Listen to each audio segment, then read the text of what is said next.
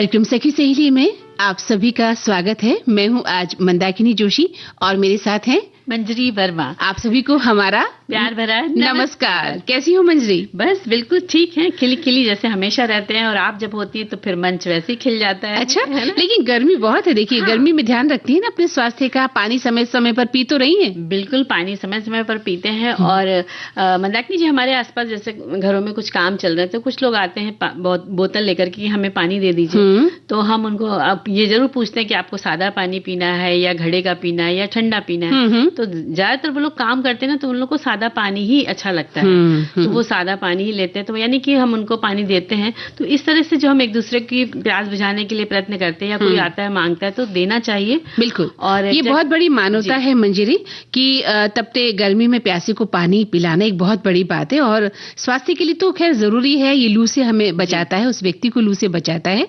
साथ ही क्या होता है कि राहगीर हैं, जरूरतमंद हैं, पशु पक्षी हैं, इनके लिए पानी की जो व्यवस्था करना है, ये हमारे सबसे बड़े धर्म में भी शामिल है। बिल्कुल, और जगह जगह देखा जाए मंदाकिनी जी तो सब जगह, शहरों में, गांव में, स्टेशन वगैरह सब जगह पानी की व्यवस्था रहती है। घड़ा रखा जाता है, प्याऊ जिसे कहते हैं, वो भी व्यवस्था रहती है कि कोई आ रहा है तो उसे भद्दे पानी पिलाया जाए। हाँ, तो ये बड़ा नेक काम है। तो हमें लगता है कि ऐसी सुविधा आप सब भी कर सकें तो हाँ, अगर हम थोड़े स्तर पर भी कर सकते हैं तो करना चाहिए। आपने देखा है जब लोग मेले मगरी जाते हैं, बड़े बड़े मेले लग रहे होते हैं, कितनी तादाद में लोग जाते हैं, तो लोग जो है, कुछ लोग राह में खड़े होकर टेंट लगाते हैं और 10-20 घड़े लगाते हैं, खाने पीने की व्यवस्था करते हैं। गर्मी में उनकी पूरी सेवा करते हैं जो राहगीर जा रहे होते हैं मेलों की तरफ। तो कितनी बड़ी सेवा है ये, बहुत बड़ी सेवा। और कुछ लोग साथ में शिकंजी जैसे नींबू का पानी भी रखते हैं, और साथ में शरबत बनाते हैं, तो ये आमरस बनाते हैं। हाँ जी, तो मंदाकिनी जी ये बहुत राहत देती है शरीर को। जब ऐसे में पानी व्यवस्था होती है तो लोगों को बड़ा अच्छा लगता है कि चलो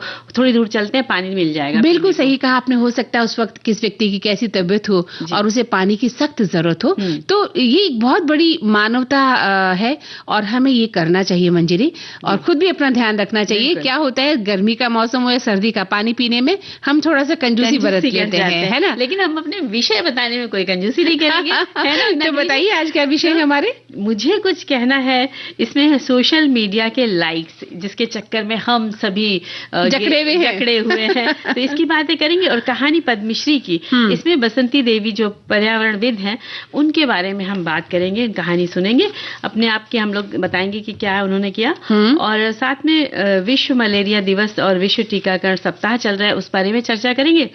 और जैसा कि है कि अंतर्राष्ट्रीय बालिका सूचना और संचार प्रौद्योगिकी दिवस, इसके बारे में भी हम बातें करेंगे। हमारे श्रोता साथियों ने बहुत सारे संदेश लिखकर भी भेज दिए हैं। हाँ, तो लाइक्स पर वो अपने विचार लिख सकते हैं कि किस तरह से हम सोशल मीडिया से जकड़े में हैं और अपने लाइक्स की चाहत में दिन भर टटोलते हैं कि क्या आया है हमारे विचारों का, क्या लोगों ने पसंद किया है। फिलहाल तो हम उनको गीत सुना देते हैं। ये गीत हमें बहुत पसंद भी है, चलिए सुनते हैं।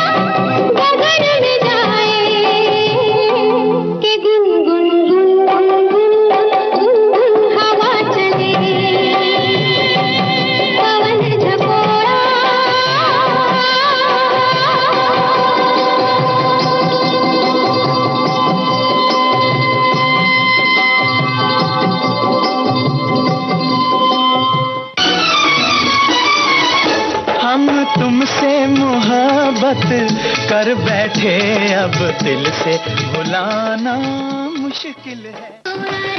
हाँ, तो मंजरी बहुत ही शानदार गीत था ये। और अब हम लोग बात करने वाले हैं अंतर्राष्ट्रीय बालिका सूचना और संचार प्रौद्योगिकी दिवस के बारे में। हाँ हाँ, ये दिन लड़कियों और महिलाओं को सूचना एवं संचार प्रौद्योगिकी में करियर बनाने के लिए प्रोत्साहित करने के लिए मनाया जाता है। अप्रैल को चौथे गुरुवार को मनाया जाता है। इस वर्ष का विषय है AI for development, girls shaping the digital future. विकास के लिए AI, लड़कियां डिजिटल भविष्य को आकार दे रही हैं, जिसका उद्देश्य है कि ज्यादा से ज्यादा लड़कियां इस क्षेत्र में आए, सशक्त बने और AI के अंतर्गत कैसे वो नया कर सकती हैं उसे सीखें और तकनीकी क्षेत्र में सफल हों। हाँ बिल्कुल। और ये दिन जो है डिजिटल क्षेत्र में लैंगिक समानता को बढ़ावा देने और स्टेम करियर में युवतियों को प्रोत्साहित करने के लिए केंद्रित है। STEM यानी विज्ञान, प्रौद्योगिकी, इंजीनियरिंग और गणित विषय से जुड़ा है और आज हर क्षेत्र में डिजिटल परिवर्तन भी हो रहा है, तो जिसके बारे में सारी जानकारियों से लड़कियां भी इसे समझे, इसे सीखें और अध्ययन में शामिल करें। भविष्य में आने वाले बदलाव के साथ अपने करियर को दिशा भी दे, इस दिन का यही एक खास उद्देश्य है। जी, और आज हर क्षेत्र में बेटियां आगे बढ़कर ऑफिस, कंपनियां और भी क्षेत्रों में बढ़ चढ़कर अपनी भागीदारी दर्ज करा रही है मंदाकिनी जी। और जैसे जैसे आधुनिकता बढ़ रही है ना, तो विज्ञान प्रगति कर रहा है, रोज नए नए अनुसंधान हो रहे हैं और इस सब में कंप्यूटर पर कार्य करना, कई तरह के प्रोग्राम बनाना, ये सब तकनीकी जो शिक्षा है बालिकाओं के लिए उतनी ही जरूरी है जितने की युवा लड़कों के लिए। आज दोनों मिलकर काम कर रहे हैं और ये दिवस उन बालिकाओं को आगे आने को जागरूक करता है जो इस विषय से जुड़ना चाहती है, बल्कि ये सभी के लिए आवश्यक है कि जो हमारी बेटियां हैं तो वो इस क्षेत्र में भी आए और समय के साथ अपने कदम मिलाकर चलें, क्योंकि परिवर्तन हो रहा है। बिल्कुल, डिजिटल जो जिंदगी है। और सबसे बड़ी बात मंजरी, किसी भी उम्र में सीखा जा सकता है। युवा लड़के लड़कियों के लिए तो है ही, लेकिन अगर आप और मैं भी सीखना चाहते हैं, इस क्षेत्र में आगे आना चाहते हैं, तो आप जुड़ सकते हैं और अपनी जिंदगी को कहीं ना कहीं लगा सकते हैं। कई बार हमें लगता है ना कि क्या करें क्या ना करें, तो आप इस अभियान से जुड़िए, AI की जो तकनीक है उससे जुड़िए, सीखिए और देखिए कितना मजा आता है जिंदगी में। सही बात है। हमारे श्रोता लिख भी रहे हैं कि अंतर्राष्ट्रीय बालिका सूचना और संचार प्रौद्योगिकी यानी ICT दिवस जो हर साल चौथे गुरुवार के दिन मनाया जाता है, वैसे अप्रैल के चौथे गुरुवार को इसका उद्देश्य है 12 से 24 वर्ष के बीच की बालिकाओं से लेकर महिलाओं को STEM यानी विज्ञान, प्रौद्योगिकी, इंजीनियरिंग और गणित को लेकर ICT क्षेत्र में करियर बनाने के लिए प्रेरित करना। और ये पहल लैंगिक डिजिटल अंतर कम करने पर केंद्रित भी है। इसका आयोजन अंतर्राष्ट्रीय दूरसंचार संघ और उनके सहयोगियों द्वारा वैश्विक स्तर पर मनाया जाता है। और मंदाकिनी जी और हमारे साथी लिखते हैं कि ये दिवस इसलिए मनाया जाता है क्योंकि हमारी जो लड़कियां हैं उनके पास भी सारी सूचना और जो उनके लिए संचार है वो पहुंचे, उनके पास भी वैसी ही सूचना पहुंचे जैसे लड़कियों के पास पहुंचती है। ये इस दिवस का उद्देश्य है कि लड़कियों को भी इतनी सूचना मिले जिसकी वो हकदार है, ये नहीं कि उनके अधिकार की जो सूचना है वो उनसे वंचित हो जाए। हाँ तो बिल्कुल। और वहीं एक श्रोता ने भी लिखा है मंजरी कि ICT डे संयुक्त राष्ट्र की एक विशेष एजेंसी इंटरनेशनल टेलीकम्युनिकेशन यूनियन द्वारा शुरू की गई एक वैश्विक पहल है और ये हर साल अप्रैल के चौथे गुरुवार को होती है। इसका उद्देश्य है युवा लड़कियों और महिलाओं को प्रौद्योगिकी और कंप्यूटर विज्ञान के क्षेत्र में करियर बनाने के लिए प्रेरित करना। और 12 से 24 वर्ष की जो लड़कियां हैं इसे सीख सकती हैं ताकि वे केवल तकनीक का उपयोग करने वाली न बने। ये दिन लड़कियों को डिजिटल कौशल, कोडिंग, सॉफ्टवेयर विकास और साइबर सुरक्षा जैसे क्षेत्रों में अवसर तलाशने के लिए प्रेरित करता है। और ये पहल लड़कियों को आत्मनिर्भर बनाने और उन्हें डिजिटल भविष्य का हिस्सा बनने के लिए भी सशक्त बनाती है। और एक लिखते हैं कि अंतर्राष्ट्रीय बालिका सूचना और संचार प्रौद्योगिकी दिवस हर साल, जैसे कि हम लोगों ने बताया कि चौथे गुरुवार को मनाया जाता है। इसकी शुरुआत अंतर्राष्ट्रीय दूरसंचार संघ इंटरनेशनल टेलीकम्युनिकेशन यूनियन जो यूनाइटेड नेशन की स्पेशल एजेंसी ने की है। और इसका मकसद इंफॉर्मेशन एंड कम्युनिकेशन टेक्नोलॉजी में लैंगिक डिजिटल विभाजन को कम करना है और लड़कियों महिलाओं को information and communication technology, science technology, engineering, mathematics की पढ़ाई और करियर के लिए प्रोत्साहित करना है, जिससे लड़कियां कोडिंग, AI, साइबर सिक्योरिटी जैसे टेक करियर में आगे आकर इंफॉर्मेशन एंड कम्युनिकेशन टेक्नोलॉजी में टॉप पोजीशन तक पहुंच चुके। और लड़कियां आजकल टॉप पोजीशन पर पहुंच भी रही है। अभी रिजल्ट आए 10th के, मंजरी लड़कियां बहुत आगे निकल गई हैं, है ना। तो हम आशा करते हैं, भविष्य के उनके लिए प्रार्थना भी करते हैं कि वो इन सब क्षेत्रों में आगे आए और टॉप पे रहें और साथ में अपने युवा बालकों के लिए, बच्चों के लिए भी करते हैं। दोनों हमारे लिए बराबर है। हाँ, लैंगिक समानता तो बेहद जरूरी है, लेकिन जो महिलाएं पिछड़ रही हैं, जो बालिकाएं पिछड़ रही हैं, उनके लिए खास तौर से हम सोचा करते हैं कि उन्हें भी आगे आने का अवसर मिले। और जैसे हमारे बच्चे लड़के अगर वो उस चीज को सीख गए हैं तो वो अपनी बहनों को सिखा सकते हैं, अपने दोस्तों को सिखा सकते हैं। तो इस तरह मिलके काम करेंगे तो हमारा देश भी प्रगति करेगा और हम तो करेंगे ही करेंगे। बिल्कुल। तो आप सुन लेते हैं गीत। जी।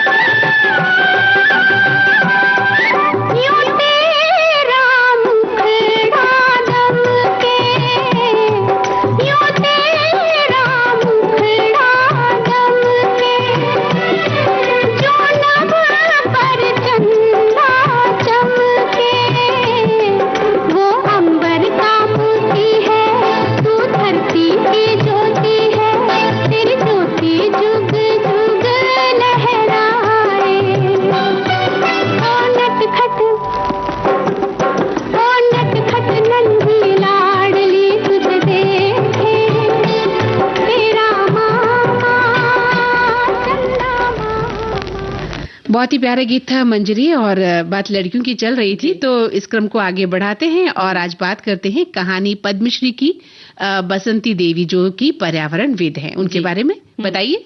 तो हमारी जो बसंती देवी पर्यावरणविद हैं, तो उत्तराखंड की बसंती देवी जिन्हें 2022 में पद्मश्री से सम्मानित किया गया। बसंती देवी ने कोसी नदी को पुनर्जीवित करने और वनों के संरक्षण के लिए काम किया। पिथौरागढ़ जनपद की रहने वाली बसंती देवी की शादी 12 वर्ष की उम्र में हो गई थी, लेकिन उनके पति का देहांत 2 वर्ष के भीतर ही हो गया। इसके बाद बसंती देवी ने दूसरा विवाह नहीं किया। शादी के पहले तक बसंती देवी की पढ़ाई लिखाई भी नहीं हुई थी मंजरी, और 12वीं की पढ़ाई उन्होंने फिर पूरी की। इसी दौरान गांधीवादी समाजसेवी राधा के संपर्क में आई और फिर कोसानी के लक्ष्मी आश्रम में जाकर रहने लगी। और बसंती देवी ने कोसी नदी के अस्तित्व को बचाने के लिए महिला समूह के माध्यम से मुहिम भी शुरू की। वहीं दूसरी तरफ घरेलू हिंसा और महिलाओं पर होने वाले जो अत्याचार थे उनको रोकने के लिए जागरूकता फैलाने का काम भी उन्होंने किया। और भी देश भर की कई महिलाओं के लिए प्रेरणा का स्रोत भी बनी। कहा जाता है कि बसंती देवी आश्रम के वातावरण से बहुत प्रभावित हुई और आश्रम में अपनी शिक्षा पूरी करने के साथ साथ बसंती देवी दूर दराज के गांवों में बच्चों के लिए बाल बारी मनोरंजन केंद्र खोलने के कार्य में लगी रही। इन मनोरंजन केंद्रों में बच्चों की पोषण संबंधी आवश्यकताओं का भी ध्यान रखा जाता था। हाँ, हालांकि एक महत्वपूर्ण मोड़ तब आया जब बसंती देवी को कोसी नदी बेसिन में जल और पर्यावरण संरक्षण का कार्य सौंपा गया। और ये नदी जो नदी बेसिन में रहने वाले लोगों की जीवन रेखा थी, वनों की कटाई के कारण असहनीय दर से सूख भी रही थी। जी, और नदी उस क्षेत्र के जंगल दोनों ही, नदी और उस क्षेत्र के जो जंगल थे वो दोनों ही नष्ट हो रहे थे। बसंती देवी ने 2003 में अपना अभियान शुरू किया और जिसके दौरान उन्होंने आसपास के गांवों का दौरा करना शुरू किया और महसूस किया कि महिलाओं की स्थिति बहुत दयनीय थी, क्योंकि वे जंगलों से जलाऊ लकड़ी मतलब जलाने की जो लकड़ी लाती थी और खेतों में काम करने में लगी रहती थी। इसीलिए उन्होंने सबसे पहले इन क्षेत्रों में महिलाओं से बात करने और उन्हें समझाने का फैसला किया कि वे पेड़ ना काटें और ईंधन के लिए केवल सूखी लकड़ी इकट्ठा करें। बिल्कुल। फिर उन्होंने इन बदलावों को लागू करने के लिए एक महिला दल बनाया, यानी महिला संघ का गठन किया और बाद में उन्होंने कई गांवों में ऐसे कई संघ बनाए ताकि लोगों को पेड़ काटने के खिलाफ शिक्षित किया जा सके। लगभग 20 वर्षों के अंतराल में कई गांवों की सैकड़ों महिलाओं ने पेड़ों की रक्षा करने, अधिक पेड़ लगाने के लिए एकजुट होकर अंततः नदी को बचाने का प्रयास किया। जी, और इन महिलाओं ने न केवल सूखी लकड़ियों का उपयोग करके नदी को बचाने का संकल्प लिया, बल्कि लाखों चौड़ी पत्तियों वाले ओक के पेड़ भी लगाए और जंगल की आग को रोकने और बुझाने में सक्रिय रूप से भाग लिया। बसंती देवी ने अपने महिला मंडल के साथ कोसी नदी क्षेत्र में पदयात्रा भी की ताकि पूरे क्षेत्र की महिलाओं को कोसी नदी को बचाने के लिए और पेड़ों को ना काटने के लिए जागरूक किया जा सके। इस आंदोलन को कोसी बचाओ आंदोलन के नाम से जाना जाता है मंजरी, जो आज भी महिला दलों की सहायता से जारी है और इस क्षेत्र में अतिरिक्त जल की उपलब्धता हुई है। साथ ही कहा जाता है कि इन उपायों से न केवल कोसी क्षेत्र के पर्यावरण को बचाने में मदद मिली, बल्कि इसने महिलाओं को सशक्त भी बनाया, क्योंकि इस आंदोलन में उन्हें सामाजिक कार्यों में अधिक सक्रिय भागीदारी के लिए प्रेरित किया गया था। और इसके अतिरिक्त बसंती देवी और उनके महिला मंडल का उद्देश्य जल, जंगल और जमीन यानी पानी, जंगल और भूमि के संरक्षण का संदेश फैलाना था। ये भी उल्लेखनीय है कि सुश्री देवी, जो हमारी बसंती देवी का आंदोलन चिपको आंदोलन से प्रेरित था। इसीलिए कोसी नदी के पुनरुद्धार और समाज में महिलाओं को सशक्त बनाने में उनके योगदान के लिए बसंती देवी को 2016 में नारी शक्ति पुरस्कार और 2022 में पद्मश्री पुरस्कार से सम्मानित किया गया। बिल्कुल। तो ऐसी जो महान महिला हैं बसंती देवी, और ऐसी तमाम महिलाओं को हम जो है सैल्यूट करते हैं। जी।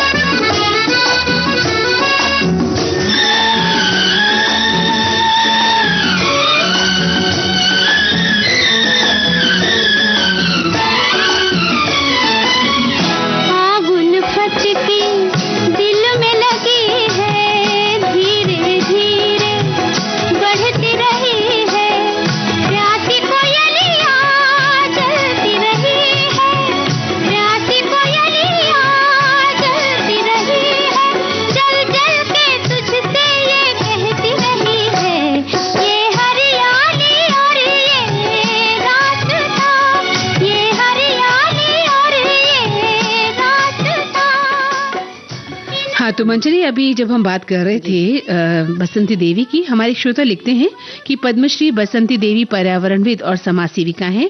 कोसी नदी को बचाने और उत्तराखंड के जंगलों को संरक्षित करने के लिए वो जानी जाती हैं। और हमारे साथी लिखते हैं कि बेटियां कब इतनी बड़ी और समझदार हो जाती हैं, ये कल हमने एक छोटी सी बात से जाना जो हम आपको बताना चाहेंगे। बताइए। कल ऑफिस जाते समय हमारी बेटी ने हमसे कहा, मम्मी आप अपने लिए कुछ बताओ जो मैं आते समय लेकर आऊं, घर की या हमारे लिए नहीं, आपके लिए। हमने कहा अभी तो कुछ नहीं चाहिए, बाद में बता दूंगी। जाते समय वो मुस्कुरा के बोली, आज ही बताना। तो कितना अच्छा लगता है जब हमारी बेटी हमारी परछाई बनकर सब काम संभाल लेती है। बिल्कुल, बहुत सुंदर सी बात है और एकदम दिल को छू गई। बिल्कुल सही कहा। बेटियां अपनी माँ को भूल नहीं पाती और जो माँ उन्हें संस्कार देती है वही वो आगे जीवन पर्यंत तक लेकर चलती है। बिल्कुल। चाहे मंदाकिनी जी के घर का कोई भी पूजा पाठ हो, कुछ भी हो, सबसे पहले मम्मी ऐसा करती थी, ऐसी पूजा करती, अपनी माँ को याद करती है। हाँ, वो चीज रहती और जब बेटियां दूसरे घर जाकर सही ढंग से काम नहीं करती, तभी उन्हीं माँओं को ही भला बुरा भी कहा जाता है कि तुम्हारी माँ ने तुम्हें ये नहीं सिखाया। हाँ, ये भी कहा जाता है। तो इसलिए माँओं को चाहिए कि अपनी बेटी को या अपने बेटे को भी, खास तौर से आजकल तो बेटों को भी सिखाना उतना जरूरी हो गया है। जब वो पढ़ने के लिए अकेले जाते हैं तो उन्हें बहुत दिक्कत आती है कि कैसे रहा जाए। तो बेटी तो खैर बेटी है ही, बेटों को भी ये भाव उनके मन में डालें कि जब वो नौकरी करने जाते हैं तो उन्हें माता पिता को नहीं भूलना है। बिल्कुल। और हमारे जो आजकल के बेटे हैं वो भी बड़े होशियार हो गए हैं। कुकिंग करना वो सब यूट्यूब वगैरह से चैनलों से देख लेते हैं। तो उससे बनाते हैं तो बड़ा अच्छा लगता है कि वो वीडियो कॉल करके भी आपसे बात कर रहे हैं। सबसे बड़ी बात है कि देखिए, माता पिता ने एक समय तक हमारी रक्षा की, हमें पढ़ाया लिखाया, बड़ा किया। अब जब उनका बुढ़ापा आ गया और हम जवान हैं और नौकरी करने निकले, हमारी उमंगे जवान है, सपने हैं, सब कुछ है, वो उड़ान है अपनी, लेकिन माता पिता का जो स्थान है वो हमें हमेशा सुरक्षित रखना चाहिए, क्योंकि उनसे बड़ा कुछ भी नहीं है। ऐसा ना हो कि आपके सपनों की उड़ान इतनी महंगी हो जाए कि आप अपने माता पिता को भूल जाते हैं। अक्सर ऐसी कहानियां आती हैं। बिल्कुल आती है और हम लोग देखते हुए तो बड़ा मन दुखी होता है कि ऐसा क्यों कर रहे हैं। तो कहना चाहिए जो हमारी बेटियां, जो बेटे, उनसे हम यही कहेंगे कि भाई आप जो है वो अपने माँ बाप के जो आपको सिखा रहे हैं संस्कार, उसको सीखिए और आगे से आगे घर के कामों में हाथ बटाइए और उनके साथ खूब समय बिताइए। दोस्तों के साथ तो आप बिताते हैं, लेकिन क्या सोचिए, क्या 1 घंटे आप अपने माता पिता के पास बैठते हैं?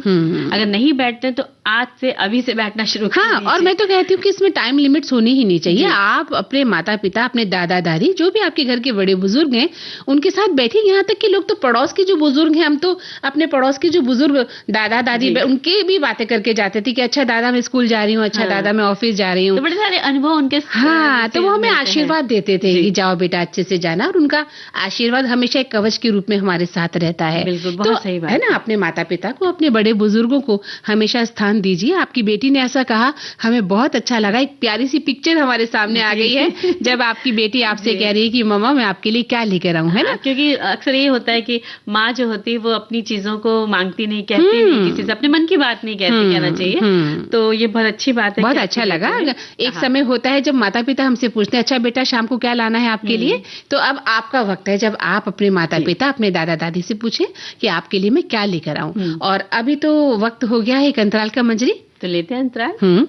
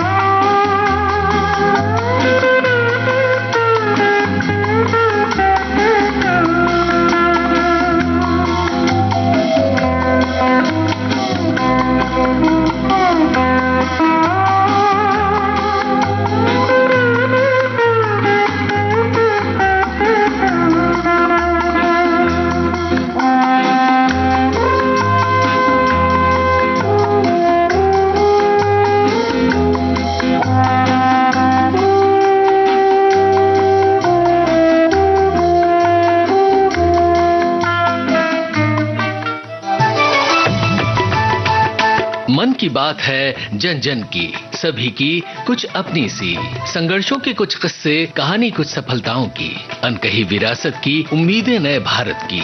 महीने के आखिरी रविवार का रहता है इंतजार, मलयाचल के आंचल से विंध्याचल के आंगन तक, ब्रह्मपुत्र के घाट से हिमालय के विस्तार तक होती है मन की बात प्रधानमंत्री के साथ। तो सुनिए, इस महीने 26 अप्रैल सुबह 11 बजे मन की बात आकाशवाणी, दूरदर्शन के सभी चैनलों और प्रसार भारती के OTT प्लेटफॉर्म वेव्स पर। माननीय प्रधानमंत्री के प्रसारण के तुरंत बाद मन की बात का प्रादेशिक भाषाओं में अनुवाद आप सुन सकते हैं आकाशवाणी और दूरदर्शन से संबद्ध प्रादेशिक चैनलों पर। मन की बात के प्रादेशिक भाषाओं में अनुवाद का पुनः प्रसारण आप सुन सकते हैं रात 8 बजे आकाशवाणी और दूरदर्शन के सभी प्रादेशिक चैनलों पर। तो याद रखें, रविवार 26 अप्रैल सुबह 11 बजे मन की बात। तो इस अंतराल के बाद सभी सुनने वालों का स्वागत है जी।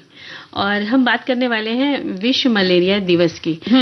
इसको देखकर ही मतलब बढ़ के याद आ जाता है कि मच्छरों की शक्ल याद आ जाती है कि वो कितनी बुरी तरह से काटते हैं। बिल्कुल। तो हमें ध्यान रखना है कि हम कैसे अपनी सुरक्षा करें इनसे। लेकिन फिलहाल हम बात कर रहे हैं कि ये वैश्विक स्वास्थ्य जागरूकता कार्यक्रम है विश्व मलेरिया दिवस, और इसकी शुरुआत 2007 में हुई थी और इसे सबसे पहले वर्ल्ड हेल्थ ऑर्गेनाइजेशन WHO द्वारा मनाने की पहल की गई थी। और इससे पहले क्या है मंजरी कि अफ्रीका मलेरिया डे मनाया जाता था, लेकिन 2007 में WHO ने इसे वैश्विक स्तर पर बढ़ाकर वर्ल्ड मलेरिया डे बना दिया। तब से हर साल 25 अप्रैल को यानी आज ही के दिन ये दिवस पूरी दुनिया में हम मनाते हैं ताकि मलेरिया के प्रति जागरूकता फैलाई जा सके और इसके नियंत्रण के प्रयासों को मजबूत भी किया जा सके। और समय समय पर दवा का छिड़काव और धुआं छिड़कने जैसे अभियान चलाए जाते हैं।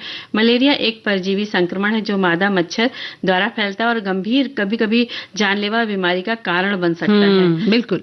और अधिकांश रोगी उपचार के बाद मलेरिया के लक्षणों से जल्दी ठीक हो जाते हैं, लेकिन उपचार में देरी होने पर गंभीर मलेरिया, एनीमिया, सेरेब्रल और मलेरिया कोमा और मृत्यु जैसी गंभीर जटिलताएं हो सकती हैं। हाँ, इसलिए इसे हल्के में नहीं लेना चाहिए और डॉक्टर को तुरंत दिखाएं। समय पर दवा खाना है, घर को स्वच्छ रखें, पानी कहीं जमा न होने दें। सबसे बड़ी बात है नालियों की सफाई करवाते रहें, दरवाजे खिड़कियों में जाली लगा दें। शाम के समय दरवाजा बंद रखें क्योंकि इसी समय मच्छर घर में आते हैं और मच्छरदानी का भी इस्तेमाल आप कर सकते हैं। कई बार लोग छत में भी सोते हैं छोटे शहरों में, तो मच्छरों से बचाव के लिए उन्हें मच्छरदानी का उपयोग करना चाहिए। अच्छी रहती है क्योंकि हम धुएं वाली कोई चीज अगर घर में जलाते हैं तो हमारे सांस में दिक्कत होती है, तकलीफ होती है, तो मच्छरदानी सबसे अच्छा है। बिल्कुल। फिर आप दरवाजे खिड़कियां में जाली लगी हो और शाम के समय मच्छर बहुत आते हैं घर के अंदर, तो आप उस समय तो दरवाजा बंद कर दे तो मच्छर नहीं आएंगे। और बच्चों का खासतौर से ध्यान रखें, उन्हें पूरे कपड़े पहनाएं और जहाँ कहीं भी बच्चे खेल रहे हैं ध्यान रखें गंदगी ना हो, पानी जमा ना हो। घर में कूलर वगैरह जो है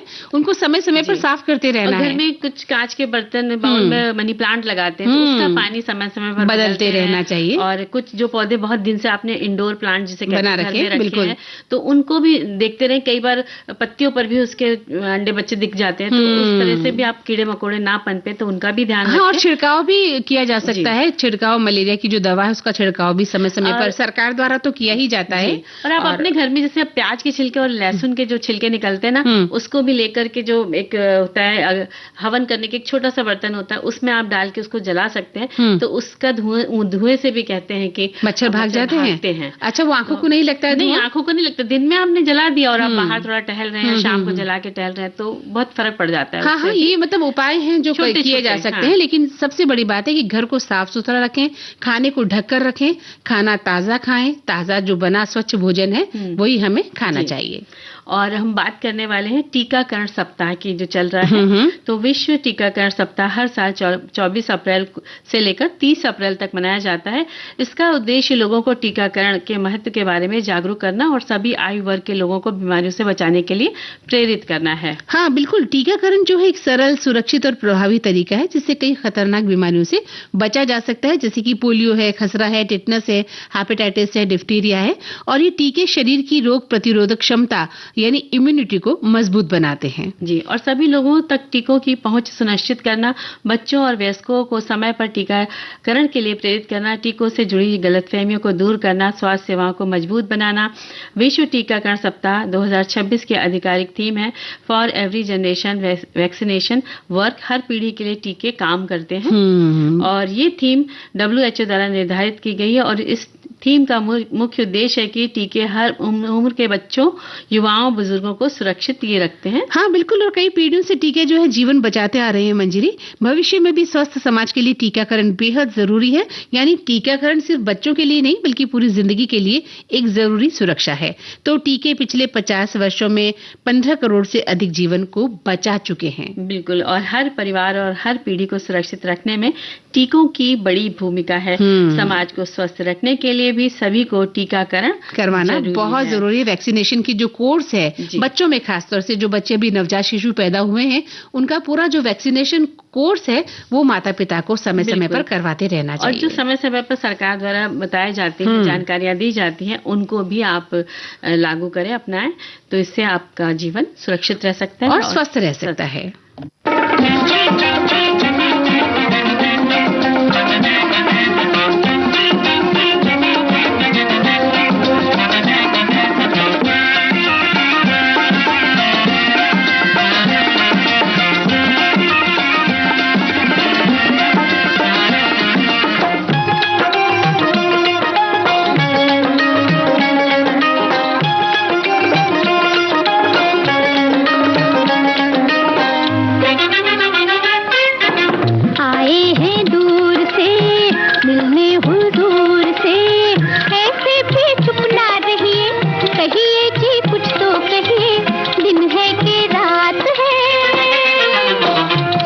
मेहमान का मुझ पे एहसान क्या, लाखों ही जुल्फों वाले आते हैं घेरा डाले, मेरी क्या बात है। आए हैं दूर से मिलने हुजूर से, ऐसे भी चुप ना रहिए, कहिए कि कुछ तो कहिए, दिन है कि रात है।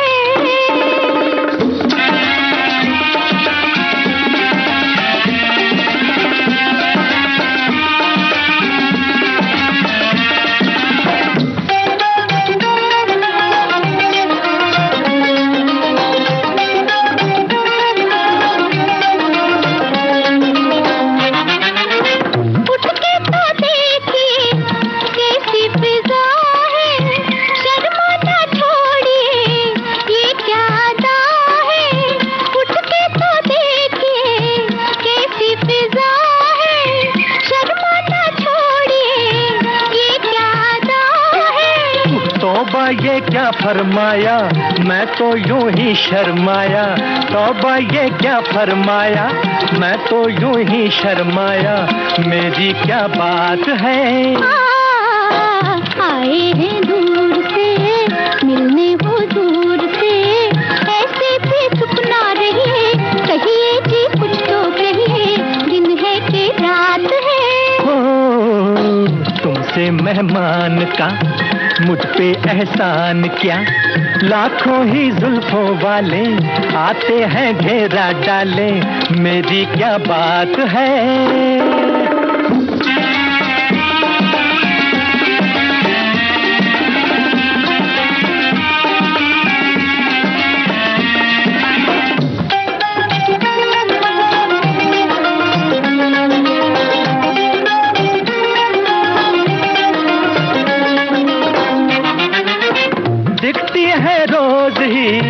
ऐसी फिजाएं मुखड़े के सामने काली घटाएं, अरे दिखती है रोज ही ऐसी फिजाएं मुखड़े के सामने काली घटाएं। कोई चल जाए जादू फिर हम पूछेंगे बाबू, कोई चल जाए जादू फिर हम पूछेंगे बाबू, दिन है कि रात है। तुमसे मेहमान का मुझ पे एहसान क्या, लाखों ही जुल्फों वाले आते हैं घेरा डाले, मेरी क्या बात है।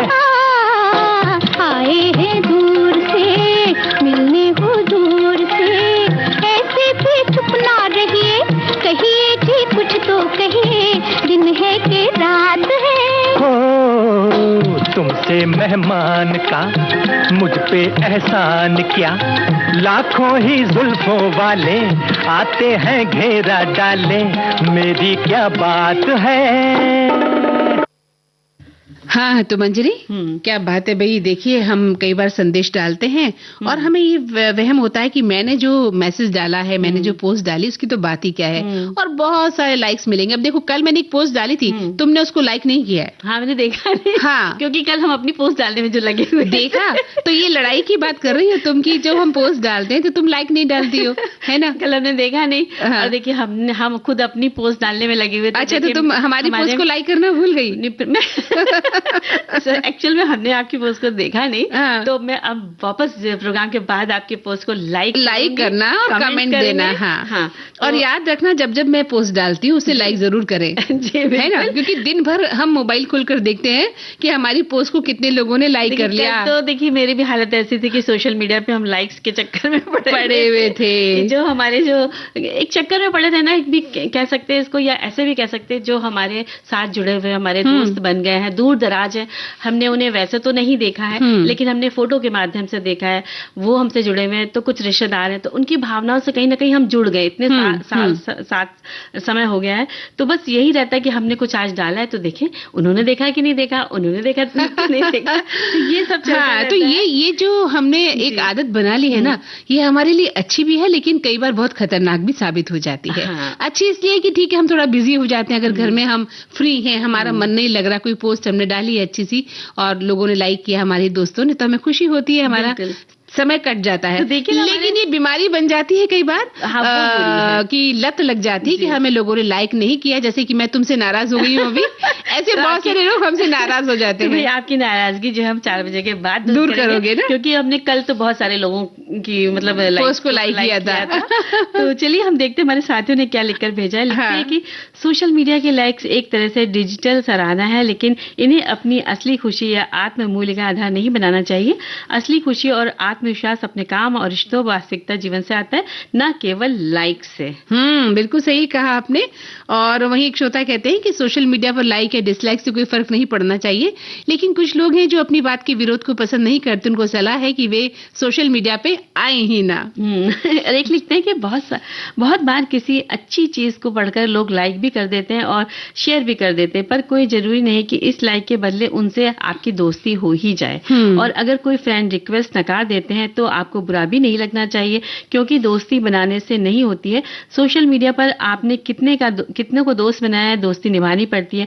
लाइक्स का वही मतलब होना चाहिए जैसे अच्छे परफॉर्मेंस पर लोग तालियां बजाते हैं, अच्छे शेर व शायरी पर लोग वाह करते हैं। तो हमेशा लाइक के चक्कर में तो ना रहें। कई बार आपके कमेंट्स या लाइक्स नहीं आए तो आप परेशान ना हो, या कभी संदेश थोड़े नेगेटिव आ जाए तो सोचें कि नेगेटिव क्यों आए, मतलब आपकी गलती आपको बता रहा है, तो उसके लिए भी थैंक्स हम उन्हें दे सकते हैं। वही एक श्रोता लिखते हैं कि हम जो भी पोस्ट फेसबुक और व्हाट्सएप पर डालते हैं उस पर कितने लाइक और कमेंट मिलते हैं उससे हमें खुशी मिलती है। जैसे कि सखी सहेली में हम लोग जो भी कमेंट करते हैं उन पर जितने लाइक कमेंट मिलते हैं तो हमें बहुत खुशी होती है। हाँ वो हमें भी खुशी होती है, लेकिन पता है मंजरी, पिछले दिनों एक श्रोता ने कहा कि भाई मंदाकिनी जी हम इतने मैसेज आप लोगों को करते हैं लेकिन आप हमारी पोस्ट को लाइक नहीं करते। तो मैंने उनसे कहा कि आप देखिए तो सही, मैंने आपको हर जगह लाइक कर रखा है। तो कई बार आप देखते नहीं और नाराज हो जाते हैं। तो मंदाकिनी जी की नजरों से कोई बच नहीं सकता है, जैसे आज उन्होंने मुझे पकड़ लिया। तो हमारे चलिए और साथी क्या लिखते हैं ये देखते हैं कि सोशल मीडिया पर मिलने वाले लाइक्स आज लोगों के जीवन का एक महत्वपूर्ण हिस्सा बन गए हैं। ये हमारे विचारों, भावनाओं और आत्मविश्वास को प्रभावित करते हैं। अधिक लाइक्स मिलने से व्यक्ति को खुशी और संतोष मिलता है, तो कम लाइक्स मिलने पर निराशा या हीन भावना आ सकती है। अधिक लाइक्स की चाहत कभी-कभी व्यक्ति को मानसिक तनाव में डाल देती है, वे जीवन से दूर हो सकते हैं। ध्यान रहे ये लाइक्स केवल एक आभासी प्रतिक्रिया है, इन्हें जीवन की सच्चाई नहीं मानना चाहिए।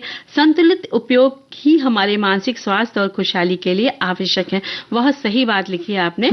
लाइक्स आप ना मिले चाहे ना मिले, इस पे आप निराश ना हो। हाँ, और इसको जिंदगी अपनी इज्जत से नहीं जोड़ लेना चाहिए। आपने अपनी बात लिखी है, अब जरूरी नहीं कि सामने वाले ने इसे देखा है या पढ़ा। कई बार पता है लोग बिना देखे भी लाइक कर देते हैं, उन्हें पता होता है कि मंजरी की पोस्ट है चलो लाइक कर दो, या आपने देखा मंदाकिनी जी की पोस्ट है लाइक कर दो। अब अगर हमने आपसे पूछ लिया कि हमने क्या डाला, तब आपको बताना भारी पड़ जाता है कि आपने डाला क्या, क्योंकि लाइक करना भी हमारी आदत में शुमार हो गया है। लाइक करते समय थोड़ा ये भी सोचना चाहिए, जैसे कई बार शोक की संदेश होता है, तो हमने देखा कई बार उस पर भी लोग लाइक कर देते हैं। अरे वहां पर लाइक की आपको पता होना चाहिए कि आप दुखी वाले भाव क्या डाल रहे हैं, कौन सी इमोजी आप डाल रहे हैं, तो ये भी जानना बहुत जरूरी है ना। अब एक गीत सुन लें। गीत सुन लेते हैं।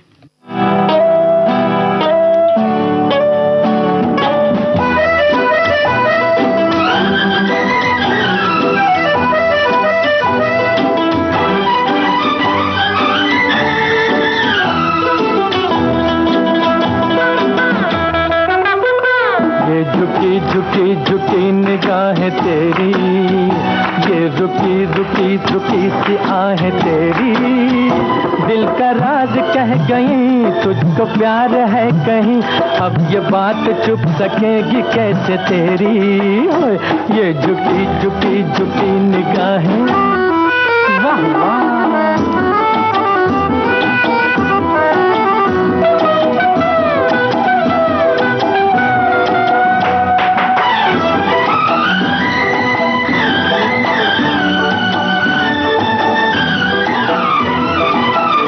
मस्तियों में डूबी मस्त मस्त तेरी अदा, हर अदा में झूमता हुआ सा एक नशा, मस्तियों में डूबी मस्त मस्त तेरी अदा, हर अदा में झूमता हुआ सा एक नशा, है राज क्या समझ लिया समझ लिया, ये झुकी झुकी झुकी निगाहें तेरी, ये रुकी रुकी रुकी सी आहें तेरी, दिल का राज कह गई तुझको प्यार है कहीं, अब ये बात छुप सकेगी कैसे तेरी, ये झुकी झुकी झुकी निगाहें, वाह वाह।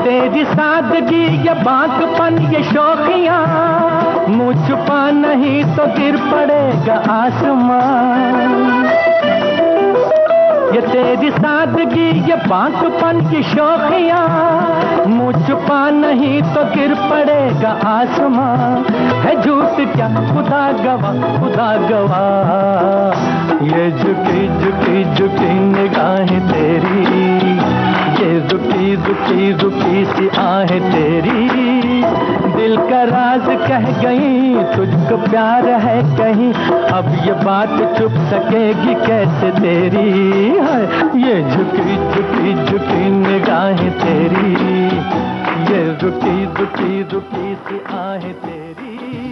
मंजरी हमारे एक दोस्त लिखते हैं कि सोशल मीडिया के लाइक्स, भाई लाइक का तात्पर्य ही पसंद है, और ये पसंद भी विभिन्न प्रकार की हो सकती है, चूंकि ये सोशल मीडिया है तो उस पसंद के विभिन्न पायदानों के भी अलग अलग संकेत हो सकते हैं, जिसे जानकर अवश्य ही आप जानते होंगे, इसलिए सावधान रहें, सतर्कता से सोशल मीडिया का उपयोग करें, और इसके अलावा भी आपने जानकारी को अपडेट करते रहना बहुत जरूरी है।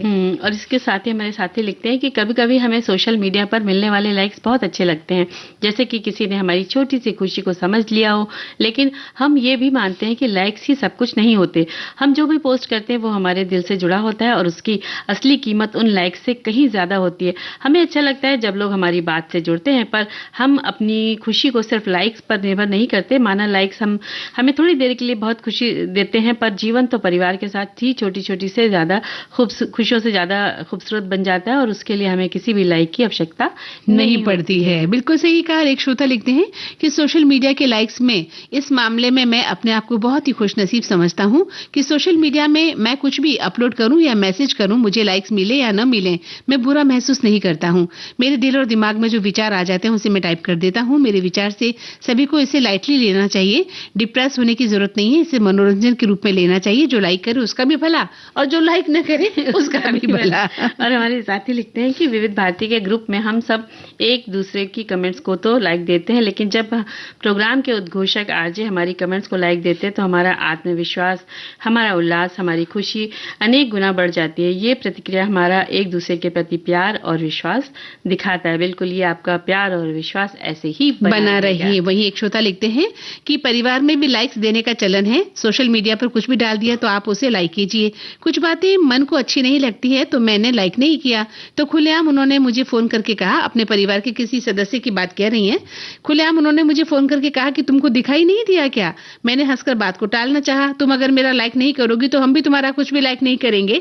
तो मैंने उन्हें ओके कर दिया। हमारा अभी अबोला चल रहा है और ये मेरी किसी चीज को लाइक नहीं करती और मैं भी नहीं करती हूँ। मतलब सोशल मीडिया में कोल्ड वार शुरू हो गई है। जी, चलिए, तो इन लोग के लिए यही गाना है कि भाई रूठा है तो मना लेंगे, लेकिन ये गाना हम सुना नहीं रहे, हम तो अभी आपको ऐसे ही बोल के दिया है। मुझे लगा कि गीत तुम सुनाना चाहती हो। ये हमने बोल के दिया है। लेकिन ये लड़ाई नहीं होनी चाहिए, इस लड़ाई को खत्म करिए। बच्चों हमारी लड़ाई हो गई है और वैचारिक मतभेद हो तो उसके लिए बहस की जानी चाहिए। सोशल मीडिया पे लाइक नहीं किया, लाइक कर दिया, इस पर क्या लड़ना। जी चलिए कमेंट्स पढ़ते हैं। सोशल मीडिया की हर प्लेटफॉर्म पर कोई ना कोई पोस्ट आती ही रहती है। पहले उस पोस्ट को अच्छे से पढ़कर समझ के अगर पसंद आए तो लाइक जरूर करते हैं। अच्छी और अनपढ़ी पोस्ट को कभी भी लाइक नहीं करना चाहिए। बहुत सोच समझकर अपने कमेंट देने चाहिए, अपना रिएक्शन देना चाहिए। बहुत अच्छी सी बात आपने कही है। वहीं एक श्रोता लिखते हैं कि सोशल मीडिया पर मिलने वाले लाइक्स आजकल लोगों के लिए एक तरह की खुशी और मान्यता का जरिया बन गए हैं। जब हमारी पोस्ट पर ज्यादा लाइक आते हैं तो हमें अच्छा लगता है और आत्मविश्वास बढ़ता है, लेकिन सच ये है कि लाइक्स सिर्फ एक संख्या होती है जो हमारी असली पहचान या काबिलियत को पूरी तरह नहीं दर्शाती। कई बार लोग लाइक्स के चक्कर में अपनी असलियत से हटकर चीजें पोस्ट करने लगते हैं जो सही नहीं है और इसलिए जरूरी है कि हम सोशल मीडिया का इस्तेमाल समझदारी से करें। लाइक से ज्यादा अहम हमारी सोच, हमारी सच्चाई और हमारी असल जिंदगी के रिश्ते होते हैं। जब हम खुद के लिए और अपनी खुशी के लिए कुछ करते हैं तब असली संतोष मिलता है, न कि सिर्फ लाइक से। और एक लिखते हैं, वैसे तो हम आप दोनों सखियों से एक बात कहेंगे, यदि हम कुछ अच्छा लिखते हैं और गीत माला में उद्घोषक लाइक करते हैं तो हमारी खुशी का ठिकाना नहीं रहता। उसके लिए हम खुद को भाग्यशाली समझते हैं। बस उसमें एक शर्त कि वो हमने खुद लिखा हो, कहीं से चुराया ना हो। हम तो तब भी लाइक कर देते हैं। आपने कहीं से अगर चुरा कर भी लिखा है तब भी तो हम उसे लाइक कर देते हैं।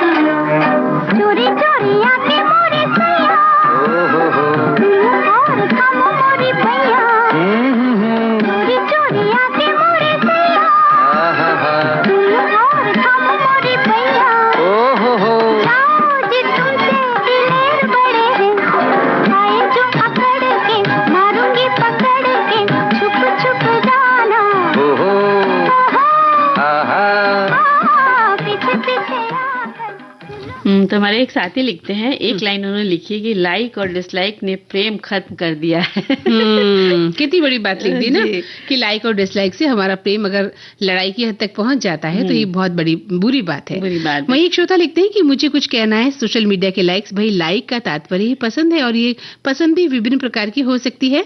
चूंकि सोशल मीडिया है तो उस पसंद के विभिन्न पायदानों के भी अलग अलग संकेत हो सकते हैं, जिसे जानकर अवश्य ही जानते होंगे। इसके लिए सावधान रहें, सतर्कता से सोशल मीडिया का उपयोग करें, उसके अलावा अपनी जानकारी को भी अपडेट करते रहें।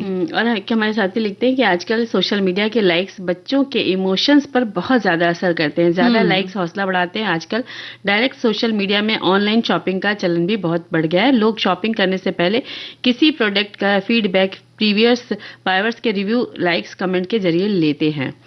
और एक लिखते हैं, यूट्यूब, फेसबुक पर भी हम डालते हैं पोस्ट, लेकिन आप लोग लाइक नहीं करते, कार्यक्रम पूरा सुनते हैं, पूरा इन्होंने लिखा है। तो आपने हमसे शिकायत कर दी है और हमारी कोशिश ही रहती है मंजरी कि हमारे जितने भी श्रोता लोग हैं वो हमें जब हमारे पोस्ट लिखते हैं तो उस पर हम लाइक जरूर करें, पूरी कोशिश रहती है। और इसीलिए देखिए सबसे बड़ी बात ये है कि ये जो लाइक और डिसलाइक का खेल है ना, इसको अपना आत्मसम्मान से नहीं जोड़े, अपनी पहचान से नहीं जोड़ना चाहिए। बिल्कुल, है ना? बिल्कुल। और जब हमें लाइक्स मिलता है तो दिमाग में जो डोपामाइन नामक फील गुड केमिकल रिलीज हो जाता है। इससे खुशी और संतुष्टि महसूस होती है और हम बार बार वही अनुभव करना चाहते हैं कि हमको लाइक्स ज्यादा से ज्यादा मिले। और देखिए सामाजिक मान्यता भी कि इंसान का स्वभाव से ही चाहता है कि भाई लोग उसे पसंद करें, है ना?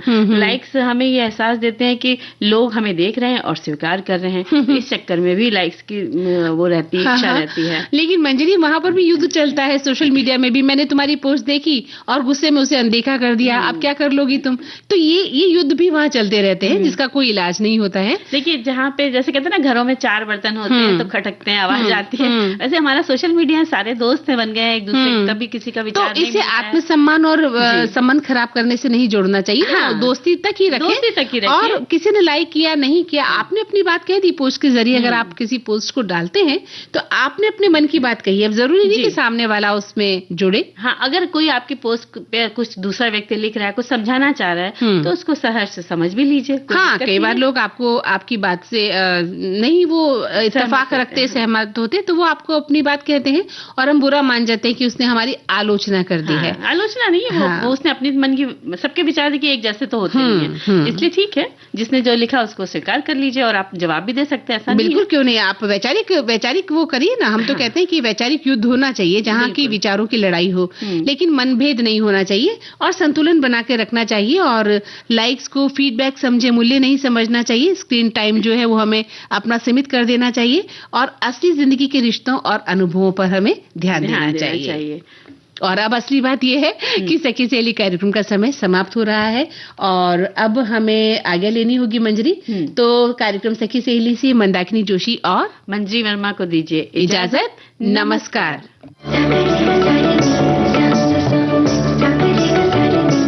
कार्यक्रम के प्रस्तुतकर्ता अनुश्री पाठक।